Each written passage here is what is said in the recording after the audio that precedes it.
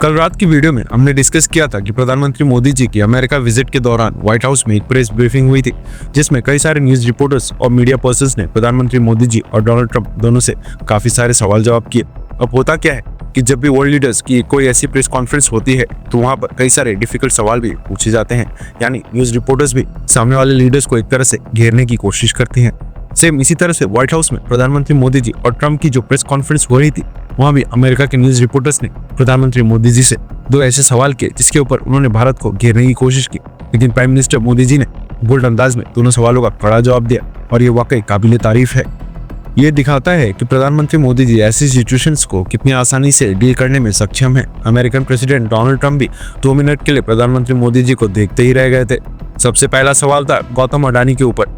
Recently Gautam Adani America में काफी viral हुए थे क्योंकि जो बाइडेन एडमिनिस्ट्रेशन ने अडानी ग्रुप के ऊपर भ्रष्टाचार के आरोप लगाकर इन्वेस्टिगेशन स्टार्ट कर दी थी, लेकिन डोनाल्ड ट्रंप ने फॉरेन करप्ट प्रैक्टिसेस एक्ट 1977 यानी कि FCPA के सभी केसेस की इन्वेस्टिगेशन अचानक से रुकने के आदेश दे दिए थे, जिसके बाद से गौतम अडानी को बहुत ही बड़ी रिलीफ मिली थी। ऊपर से आपको पता है कि प्रधानमंत्री मोदी जी के ऊपर ये आरोप लगते हैं कि गौतम अडानी के साथ उनकी गहरी दोस्ती है, जो गुजरात के चीफ मिनिस्टर के समय से ही चलती आ रही है। और कई बार ये दावा किया जाता है कि गौतम अडानी की सक्सेस के पीछे प्रधानमंत्री मोदी का ही सपोर्ट था।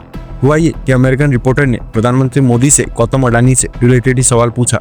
अमेरिकन रिपोर्टर ने पूछा कि गौतम अडानी को लेकर क्या आपने डोनाल्ड ट्रंप के साथ प्राइवेट मीटिंग्स में कोई चर्चा की।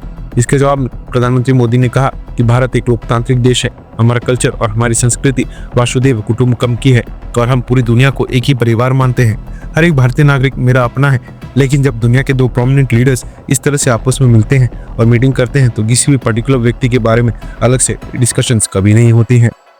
इसके बाद अमेरिका के रिपोर्टर ने प्रधानमंत्री मोदी जी से सवाल पूछा भारत के इलीगल इमिग्रेंट के बारे में, जो इलीगल तरीके से मैक्सिको US बॉर्डर क्रॉस करके अमेरिका में एंटर होते हैं। इसका भी प्रधानमंत्री मोदी जी ने बहुत ही बेहतरीन जवाब दिया। प्रधानमंत्री मोदी जी ने कहा जो लोग दूसरे देशों में जाकर इलीगली एंटर होते हैं या फिर वहां पर इलीगली रहते हैं, उन्हें वहां पर रहने का कोई भी कानूनी अधिकार नहीं होता है।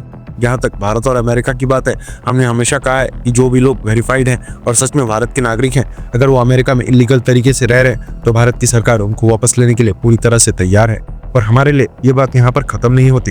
ये जो भारतीय अमेरिका में इलीगल तरीके से रह रहे हैं, ये लोग भी आम परिवारों से ही होते हैं। इन सब लोगों को बड़े सपने दिखाए जाते हैं और ज्यादातर ऐसे होते हैं जो गुमराह करके यहाँ पर लाए जाते हैं। इसलिए हमें ह्यूमन ट्रैफिकिंग के इस पूरे सिस्टम्स के ऊपर वर्क करना पड़ेगा।